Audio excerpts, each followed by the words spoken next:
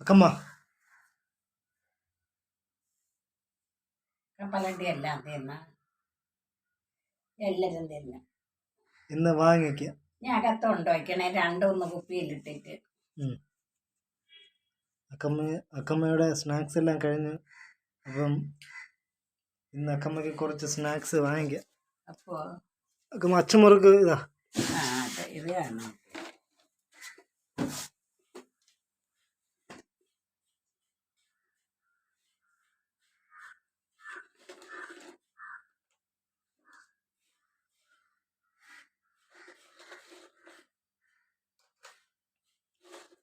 പണ്ടൊന്നും അക്കമ്മ മധുരമൊന്നും കഴിക്കാറില്ലായിരുന്നു.